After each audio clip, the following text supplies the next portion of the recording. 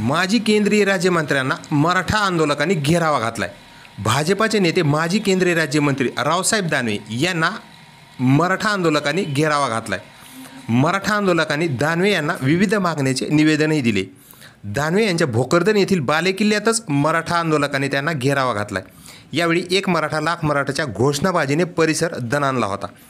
भाजपाचे नेते माजी केंद्रीय राज्यमंत्री रावसाहेब दानवे यांना त्यांच्या बालेकिल्ले असलेल्या भोकरदन तालुक्यातील नंदखेडा येथे मराठा आंदोलकांनी घेराव घालून आपल्या विविध मागण्याचे निवेदन दिले।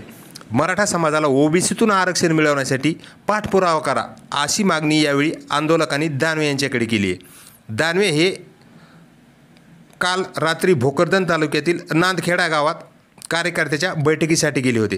त्यावेळी मराठा आंदोलकांनी जोरदार घोषणाबाजी करत दानवे यांना घेरावा घालत मराठा आरक्षणाच्या बाबत तुमची भूमिका जाहीर करा असं म्हणत दानवे यांना विविध मागण्याचं निवेदन दिले। यावेळी एक मराठा लाख मराठा अशा घोषणाबाजीने संपूर्ण परिसर जो आहे तो दणाणला होता।